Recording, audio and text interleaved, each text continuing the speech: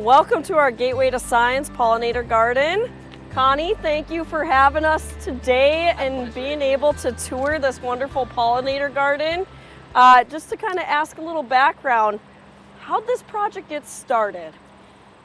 As you know, the Master Gardener program starts out with a coursework. I tell people it's like going back to college, but in a fun way, because you're learning about everything you love. If you're a gardener, you'll love the Master Gardener course. Yes. At the end of the course, there is a requirement for 48 hours of volunteer work within 2 years.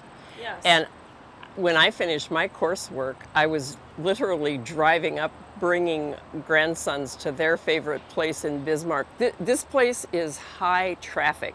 Very much. Well north of 100,000 visitors a year come through Gateway to Science, plus there's a lot of outreach. So this is kind of part of the outreach. We drove up and I saw some places that hadn't yet been landscaped, and I saw a few weeds, and I love to I have pick learned weeds. this about you, that you see a weed, you're going to take care of it. It's so gratifying. It's like vacuuming or painting. You can see what you've done. Yes. So I contacted Beth Demke, the executive director, and said, hey, I'd love to volunteer. Do you need some help? And her response was, well, we have a committee going to plan the outdoor learning space. Join the committee. So that's how I got started with the pollinator garden, because I quickly learned the committee was determined not just to have that inside wonderful facility outdoors, but also to have a pollinator garden. Isn't that awesome to have some outdoor education for kids and stuff, and also an area just so beautiful to bring kids outdoors and everything like that. So you were on the committee. Did you propose a pollinator garden? Did they say, Connie, you're a master gardener, what can we do? They needed to learn about the Master Gardener resource first. Okay. So I taught everybody a little bit about that program, and then I reached out to you because we needed Master Gardeners to flock together and help us get this established. So imagine a little more than a year ago, this was bare. There were some weeds here. Unreal. There was for a year. no fence. The excavator, which I have to tell you is a very popular feature of the Explorium, and there are lots of other things in there, but the fence wasn't here. We had to wait to plant until the perimeter was established. Meanwhile, I wrote a grant. NDSU Extension gave us a grant. We got a grant from the Soil Conservation Service from Burleigh County. We had some other grant sources. And actually, Beth said, you know, you don't have to limit yourself to 8 feet by 20 feet. Yeah. If you want more space, and so... You got more. It looks great. I think we ended up about 30 feet by 70 feet. So we had lots of room for shrubs and all kinds of pollinator-friendly plants. We'll go through, but some of them are native, some of them are just hardy to Zone 4, which is Bismarck's zone. Did you have like an overall goal when you put that grant in, or just like, again, feeding to the Gateway to Science of an outdoor education and a way to get your volunteer hours and just honestly beautify the space? We had, as you well know, we had 15 people besides me raise their hand and say, I'll help with the garden. Huh? What's interesting is that not a single one of us had extensive experience with pollinator gardens, but everybody said, well, we want to learn. And so we applied for a teaching garden grant. As we go through, you'll notice that the plants are labeled.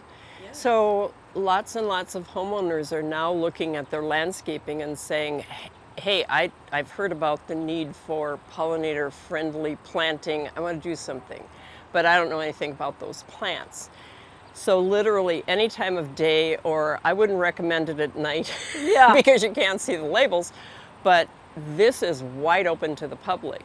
And all of the plants are labeled, so you can get an idea of what does big blue stem grass look like in situ? What does little blue stem look like? We have prairie drop seed over there. We have grasses, we have shrubs, and we have a few trees. all of which are designed to be pollinator friendly.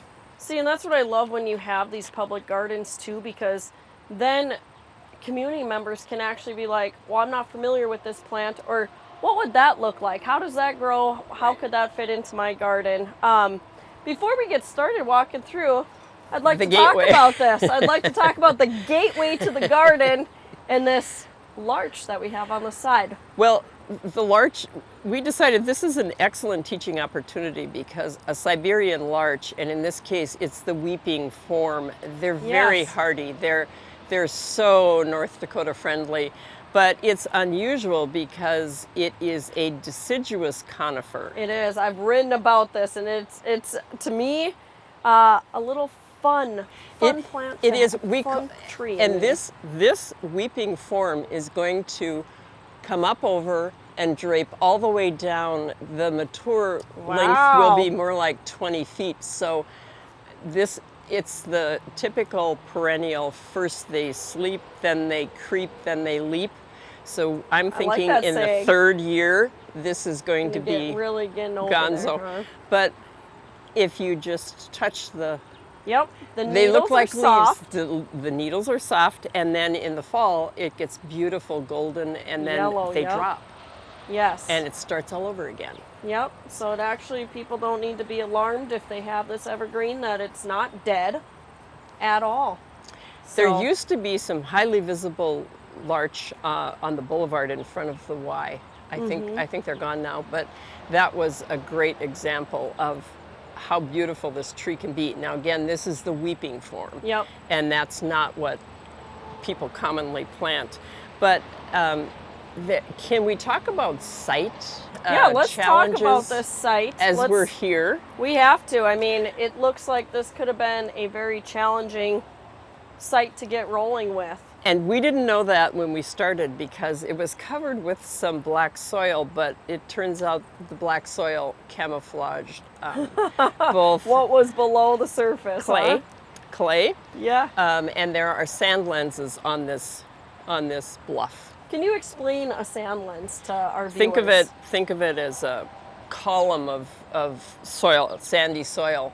So the interesting notation about that is we had to practically pray the plants in. We had to really work at excavating, and then we amended the soil. We put a mix of, didn't just put clay back in because that would smother the roots of many, even 100%. Some of the native plants. So, but it turns out this tree was going to be planted by the nursery that sold it to us.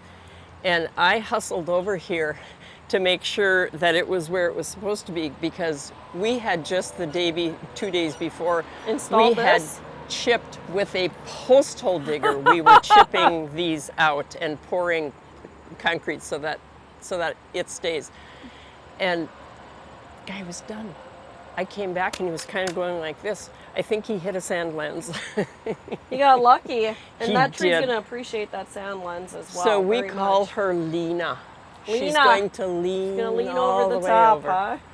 Yes. Well, this is wonderful. I think if you're ready, I mean, I would love to start exploring a little bit and highlight some of these pollinator plants and maybe what you chose and why you chose and the design of this garden. Sounds good.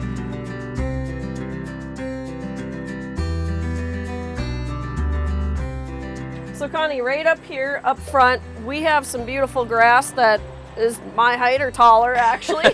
Doesn't take much to beat me, but tell us about grasses. I think grasses in general are, something that people overlook as adding into their garden, ornamental.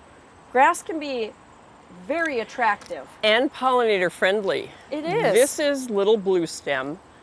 Not so little, about half my size. You're beginning to see it's setting the seeds, and you're beginning to see that color.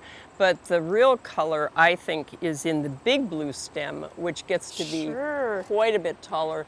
And by October, this will be almost a purple-blue see head. that. So what we did with our labels is we not only put the name of the plant, but we also included a line about what it attracts. The grasses are very attractive to birds. The birds will feed on the seed heads. Yep. They also provide habitat for ground nesting bees. Okay. So 70% of the bee population, the pollinator population, nests underground. Sure. We're used to thinking about hives of honeybees. That's not most of the No. pollinators. And so you'll see that we have wood mulch, which is nesting friendly because it's not a We tight, love that. it's organic, it's not a tight fit. The bees can tunnel under it, and then those grasses are attractive to the birds especially. You're standing by, I know. I see the bees. you're standing They're by moving catmint, around. and they are happily They are feeding active on with that. the nectar and pollen. So not all of the pollinator plants, or not all of the flowering plants are so pollinator friendly. Yeah. They're going to go after plants that are a good source of nectar. They're a Yep. good source of pollen, and not every plant, for example, petunias. If you love petunias, I do love petunias. I I've do talked too. about it. but they're not necessarily, you won't see don't hordes see- of pollinators. You're right. They'll just ignore the petunias. Some of the pollinators are a little, I won't say colorblind, but they are attracted to certain colors. Yes. So catmint is something that you see, we're filled with bumblebees here. The hyssop in the back, some people call it hyssop, Yep. hyssop. That's filled with bees. We find that the pollinators flock to zinnias and cosmos. Zinnias they are one of the best, I believe, flowers to grow every year because of exactly what you're talking about. When I plant zinnias every year or add them into the garden, butterflies among butterflies, bees, like this is the prime time, this August into September, that you will just see them on full display. Yeah, so you do incorporate annuals in this garden. I like that as well. We do have some annuals. I will tell you, because of the site challenges, we don't have as many areas Yep. for annuals. We basically established those last year. Keep in mind, this is only season 2 for this I know. garden. So It's unreal. It's we're pretty beautiful. pleased with how many pollinators have found us at this point. So some of these are spring blooming, some are mid-season, and then some are fall blooming. And then some, just like the catmint, this is Walker's Low, and that catmint started blooming back in early June, and Yes. it just keeps going even though we haven't deadheaded. Yep. We do some deadheading. I see we need to clip a few of the coreopsis, and that will just keep encouraging the bloom. We also provide a resting spot and a water source for the pollinators. So you'll see 2 bird baths. We'll go back Yes. into the garden and you'll see the other one. If you would like to just, okay, so you kind of elaborate. We're talking about needs of a pollinator garden. You talked about spring blooming, summer blooming, fall blooming, making sure that you have food all year round. Water source. How important is it to have a rock within there? It's really important. It's a resting spot. It is, yes. And some of the pollinators, imagine yourself a butterfly trying to get that drop of Yes. essential water, but not fall in and get And wet. drown. So there's always a resting spot, and we change that water out very frequently. If you have a water source in your home garden, you're going to want to change it frequently also because Yes. it's vector control. Yeah. Yeah, mosquitoes will love it if you keep the water stagnant. So we freshen that up constantly. Yes. Okay, should we jump over a little bit to this side of the garden? Let's One look. thing that I got to tell you too, as we're walking, this walking path, this flagstone. Annie and I came up here one morning and just we borrowed a flagstone from another part of the project, and we created a pathway because the Master Gardener group had picked a date to come and kind of gather everybody and start planting, but it was a big space, and Yeah. and we thought we needed to divide it, and then we needed to provide a pathway for people coming through so they could look at the labels on each side and they could Yes. get closer to the plants. So there's a pathway that leads to the second bird bath. but it's rimmed with shrubs. Yeah. All of the plants were selected deliberately to serve one purpose or another. And Yeah. as you noted, we have to have seasonal. We also chose native plants. Yeah, prairie rose, state we flower, have right? prairie rose that is not yet blooming, but remember, sleep, creep, leap. Yeah. We're waiting for this to leap next year. The Monarda, bee balm. This is the native form, and we have Oh, yes. another bee balm that is You can see just- a cultivar. Yes. But the bee balm has paused, and now it's going to send out more flowers. We have Gaillardia. Those are very popular plants. Well, beautiful, rich color again as well. This is, I mean, and look at all the blooms that you get off of this. So if you have a butterfly that, I won't say colorblind, but is color challenged, is attracted to a certain color like red, we've provided different colors. Hummingbirds will be attracted to red. And so we have a cardinal flower up front that we hope, we haven't seen hummingbirds yet, but again, it's only our second summer here. Maybe even adding in a hummingbird feeder would be great, you know, Yes. down the road. Yes. You know, one plant I gotta say we just gotta walk back to that I noted is your echinacea, this lemon. So most viewers and stuff are gonna be known for the purple cone flower, but Yes. to get a lemon in a different color, how fun. So that is part of the sombrero series. It's one of Okay. the proven winter plants. It is, so obviously it's a cultivar, but it is an echinacea. This is new this year. We're hoping it comes back. Again, the site is challenging because we're up on the bluffs above the Missouri River. Sure. So what we will do this fall when it's time to put the garden to bed, we'll borrow some of our wood chips back and mound up a bit to try to protect loose habitat still for the ground nesting pollinators, but try to protect the plants a little bit. Yeah. That snapdragon is from seed. That's amazing. That's a direct sow. There are lots of pollinator friendly plants that are direct sow. I encourage people to look at the back of the seed packet. Yeah. And follow directions. They know what they're talking about. So the direct sow would be the snapdragons, the coreopsis. They're very pollinator friendly. These are coreopsis from last year. We had, this is sort of our annual area back here. Annual area, okay. And some of the coreopsis just came back from self-seeding.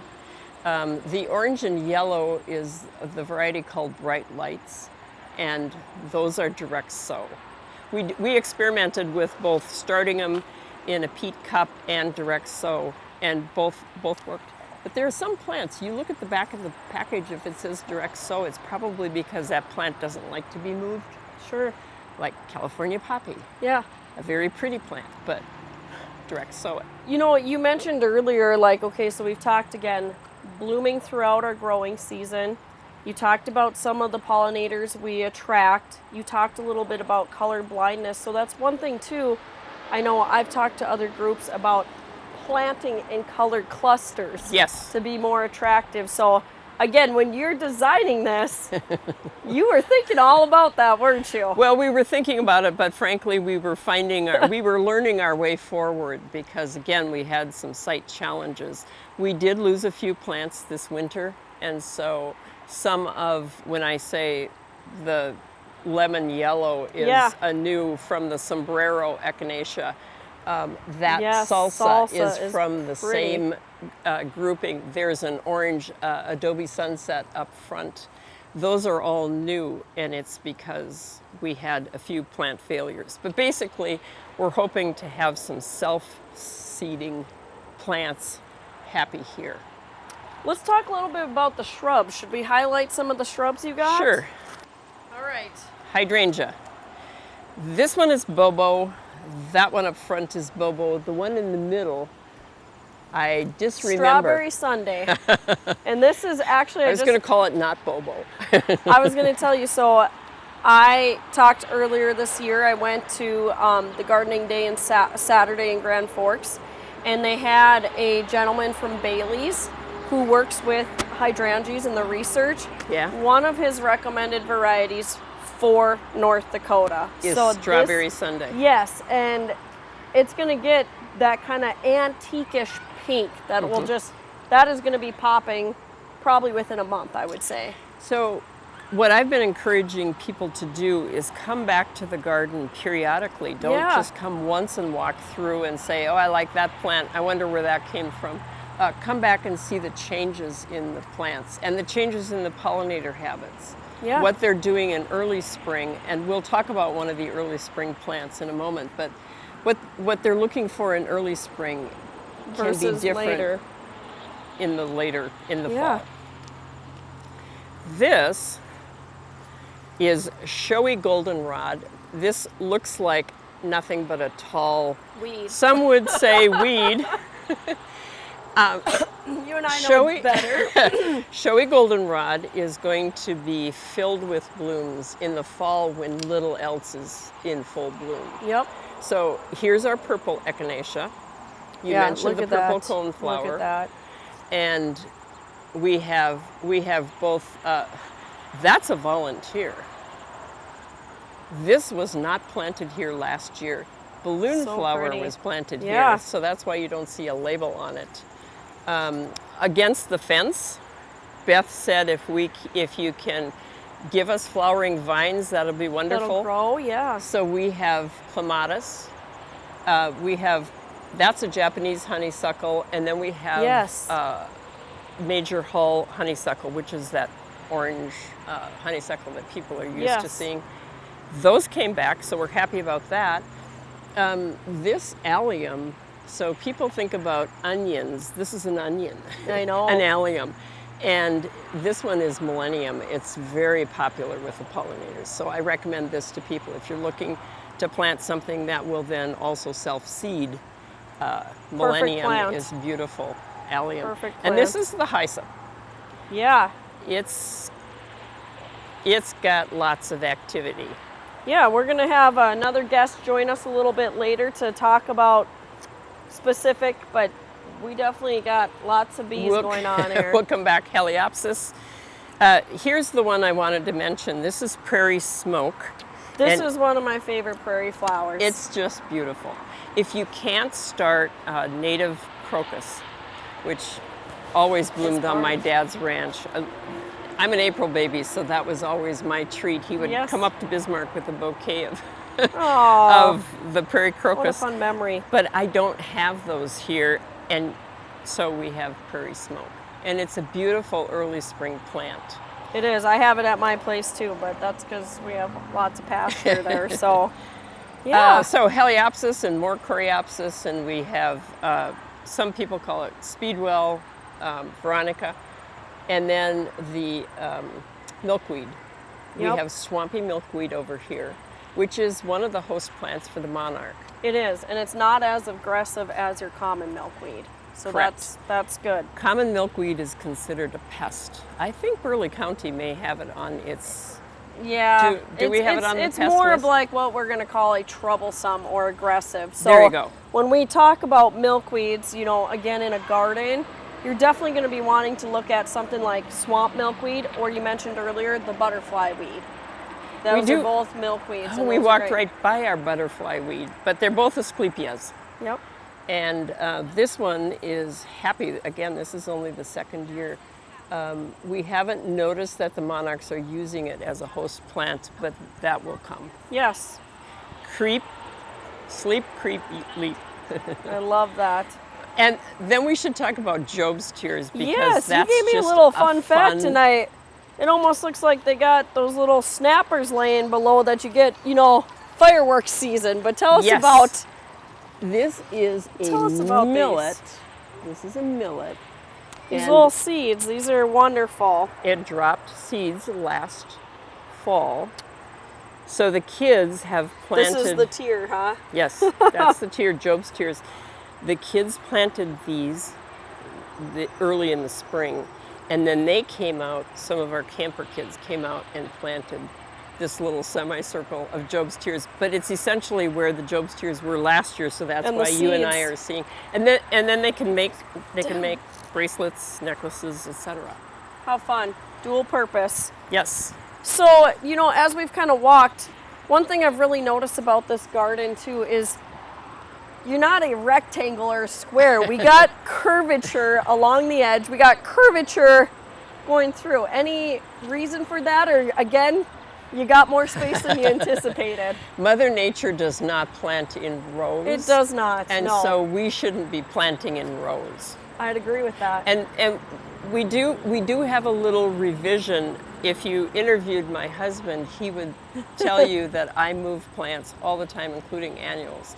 Well, not in the heat of summer, but for example, this Heliopsis just went crazy, and so did the hyssop. And they're crowding out the May night salvia, which yep. is a very popular pollinator Very plant. beautiful too, again. So we're probably going to need to move this out a bit so it has Yep. its own space. But for the most part, we got lucky. I love that. You know, so you just said something about revisions and stuff. Let me ask you, future. What do you have future plans? Will this garden grow? What's your thoughts when you think into the future? Well, What's this going to look like? I hope I'm planting daisies before things die here. I'm pushing up daisies, I mean. Yeah. But so the inside of the Explorium is Yep. That you visited native, with Annie about. low-growing grasses that won't need mowing and that can take high traffic. That's how we chose the 3 varieties in there. Makes sense. I don't know in the future if we'll decide, well, we could have some more pollinator plants, you know, here or there. But if you look around the grounds, Yeah. there are possibilities, because these, especially the native plants, are very North Dakota friendly. Mm-hmm. A Kentucky bluegrass lawn is not so friendly. No. So I'm making no promises about the future, but I do have my eye on Going that way, venturing. going that way. Well, because there's water there. And Yeah. if we go this way, we're over the edge of the butte and interfering with the bike trail that's So you're down there. mentioning lawn. Bee lawns, perhaps? We do have bee lawn plans back this way. Okay, The yes. sign that you see on the interstate for Gateway to Science, right behind that is a hive that the North Dakota Department of Ag Ag put out? brings every year. And there's going to be a webcam so that you can dial in and watch the activity as the bees come That and is go. neat. It's not there yet, but it will be. We've talked with Beth about overseeding Sure. white clover, or a mixture, a bee lawn friendly mixture on that edge. This whole top of the bluff is essentially reserved for the future addition to Gateway to Science. Okay. But meanwhile, Beth has said, as long as you don't mind revision in the future, like, oh, we have enough money to add on that wing, Yeah. we have opportunities. Our viewers aren't going to be able but to help notice this Explorium behind us that we've mentioned a couple times. I think we should bring out Annie, and you and Annie can tell us a little bit about the Gateway to Science Center and the programs and what they're utilizing this for. Great idea. Annie has been our principal staff contact, and she has been out getting her hands just as dirty as the Master Gardener group. So let's talk to Annie.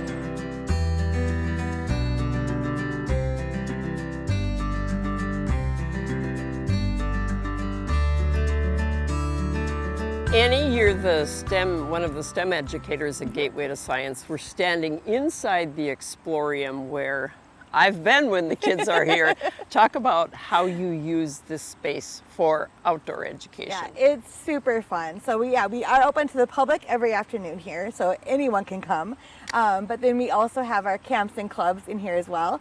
And so during the summer, we have all summer long, kids are here for camp. And so they are the ones taking care of the vegetables and the herbs and doing the harvesting.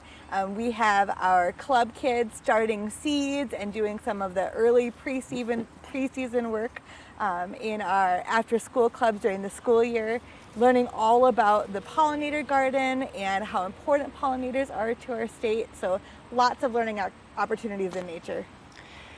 So I think the statistic is 1 in 3 bites of food you eat relies on a pollinator.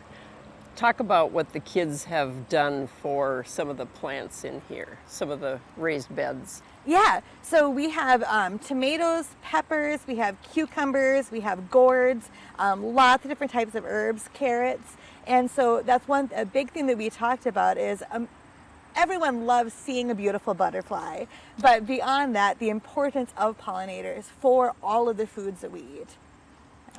Let's talk about the tree. Yeah. Because trees are important to pollinators as well. Absolutely.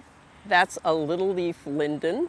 We planted it this spring in memory of Frank Cook, I always think of Frank as the father of Gateway to Science. It was his vision. Yeah. He and Kay and their kids, I know, took many a trip off the road just to go to an interactive science center. And it was their vision that resulted in this. Started in a shoe store, a former shoe store in Gateway Mall. And it's come a long way. It has come. It's come a very long way. The linden is also a popular tree for pollinators, so it's a good thing. Frank, he was a chemistry professor, but he was also a woodworker. Yeah. Beautiful, beautiful art, and linden was one of his favorite woods to carve. And so we have a little leaf linden that is also part of the pollinator habitat. It's fun to continue on his love of nature and trees and the science behind all of that. Yeah. We have pollinator-shaped xylophones that just arrived. We do. We have 3 musical instruments for a donation we are very excited to have this summer. And so we have a sunflower and we have bees and dragonflies that our guests and our camping club kids can come and enjoy music with them.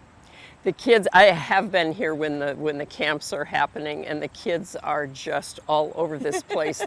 They're watering all of their favorite spots, and this is only our second summer in the garden and in this space, and so we're trying. We have baby grass all around us with an oat cover crop. I've seen the kids in here watering the grass. Yep. So we have 3 native grasses that we're trying to coax into life. It's been a tough summer. We have buffalo grass, side oats grama, and blue grama. Yep, those are the 3. And thanks to the Soil Conservation Service, we have seed that's starting to show a little life. Yeah, absolutely. It's been a tough, hot, dry summer, but we're doing our best, and the grass is doing its best to come. So hopefully it'll continue to come more and more. Talk about programming with the greenhouse behind us. Yeah, so we do have a greenhouse. So for before summer and then after summer, when it's a little bit too chilly to be growing things out here, we are in North Dakota. So we can start things earlier in the spring and then finish things later in the fall and still have a nice warm area for our plants to be. And we also have beautifully decorated along the edge by a local artist, beautiful mosaics featuring some of our pollinators. Paul Newt was the artist for the mural, and we have to have some close-ups because his work is always beautiful. But I especially like the pollinator mural. Oh yeah, absolutely, with the bees and the monarchs, and even getting into little monarch egg details. Yeah, it's fabulous.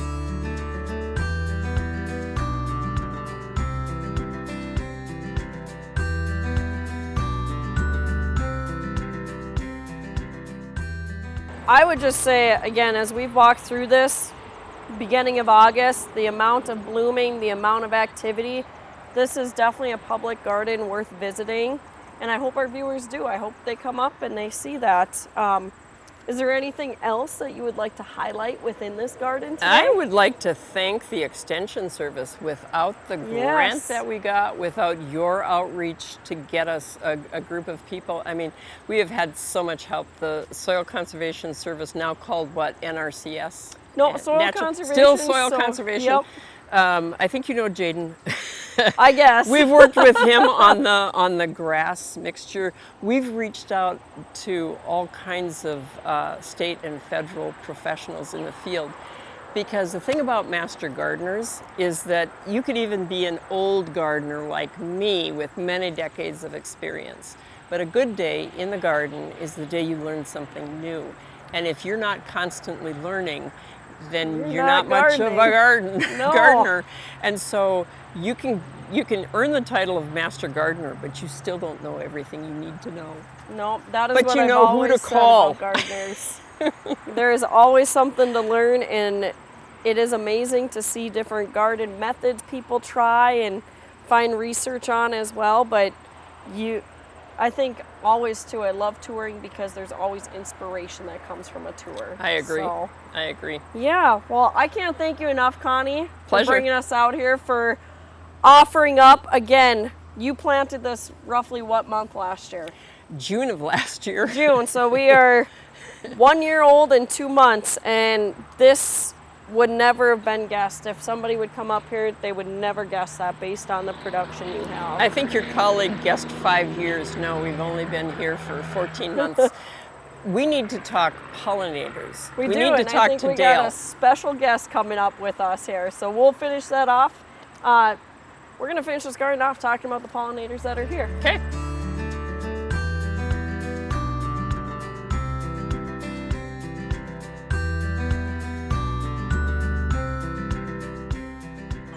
Well, now I'd like to introduce to you guys Dale Heinert. Did I say that right? Heinert? Yep. Welcome. I've heard you have been involved in this pollinator garden and are the resident pollinator expert or bee expert. Oh, sort of. Sort of? All right. It's a hobby. It's a hobby. It's a hobby. Can you elaborate to us a little bit about what you do within the garden? Then we're going to talk bees. I usually look to see if there are different varieties, species, or types of bees that are in here.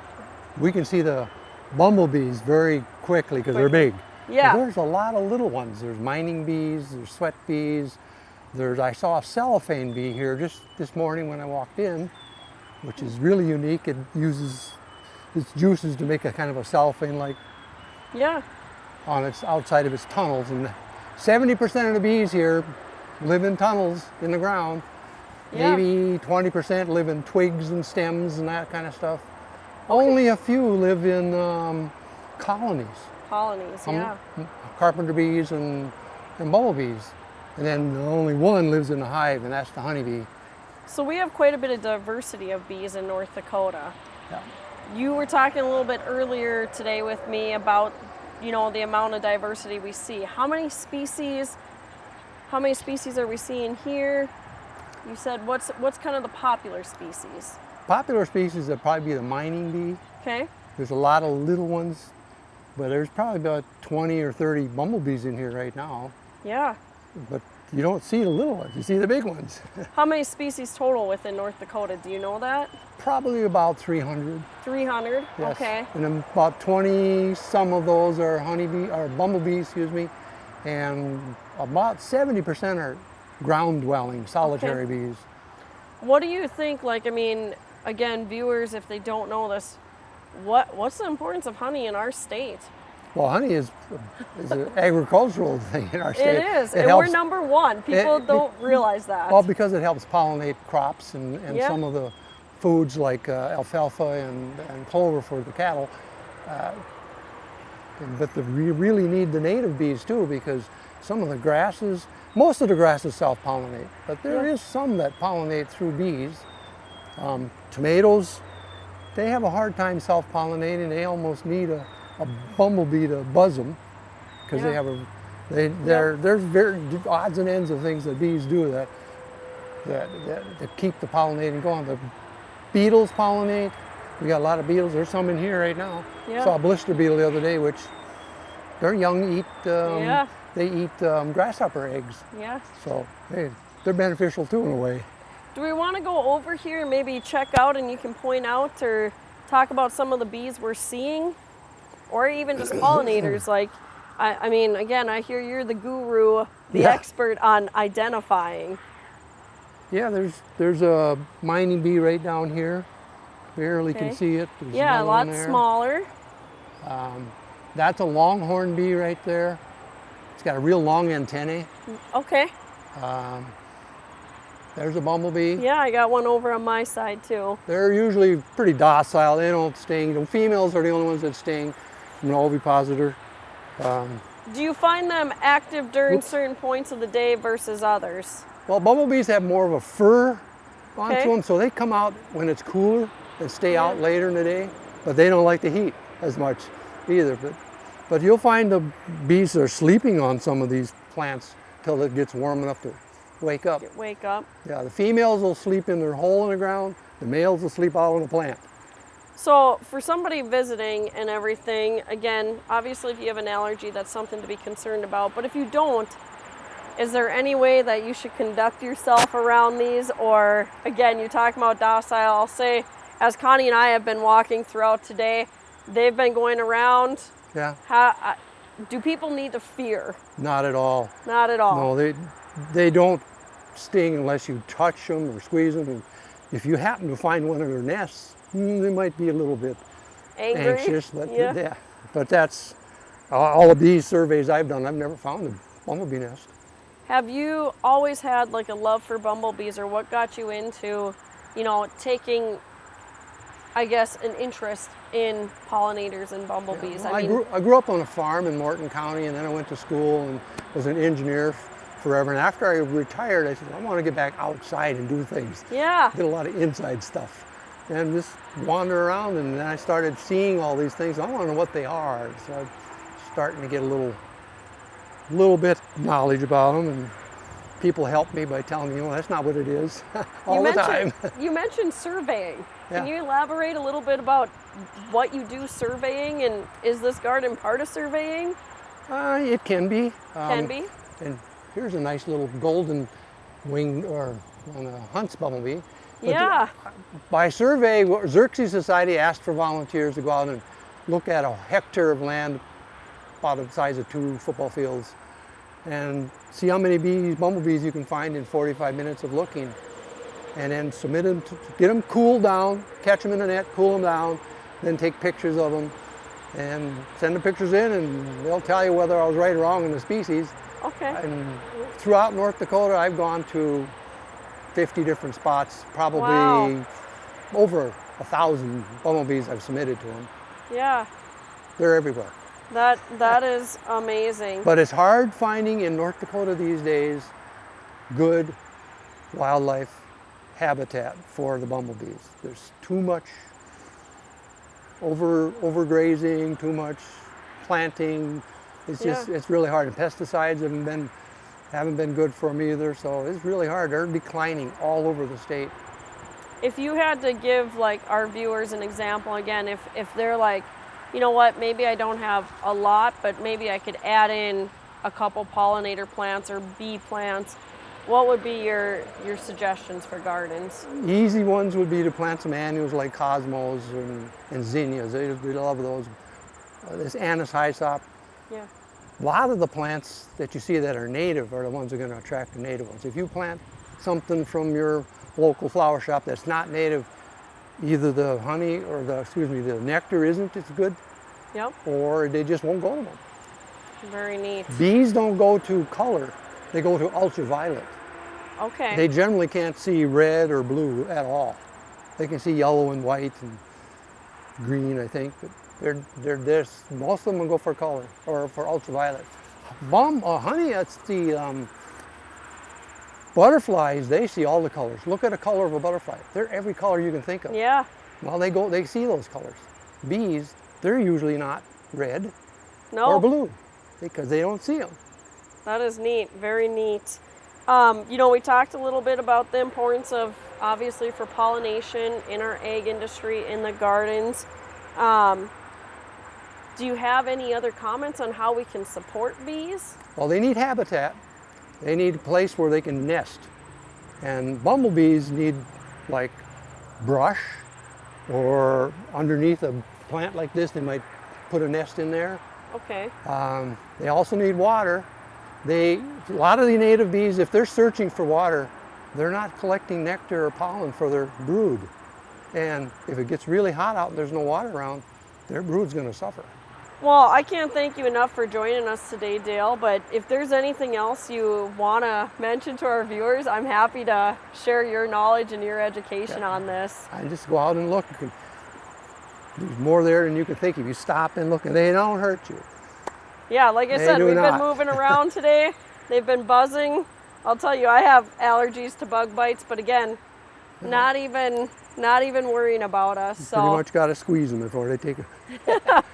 Well, again, thank you, Dale. Thanks You're for welcome. joining us this morning at the garden. Thanks for highlighting our garden, our pollinators that we see, and I can't thank Dakota Media Access again for coming out and doing a garden feature, but as always, I hope our viewers that are regulars actually take a trip out before the end of the growing season, see this beautiful garden at Gateway to Science Center, and of course, join us on our future episodes. Dakota Growing is a gardening show brought to you by Dakota Media Access and NDSU Extension. We discuss a variety of timely topics pertaining to your landscape, along with giving you tips and advice for your lawn, garden, and trees. If you have questions, call 701-221-6865 or email ndsu.burley.extension@ndsu.com. Dakota Growing airs on Radio Access 102.5 FM, Community Access Channel 12 or 612 HD, or online at freetv.org.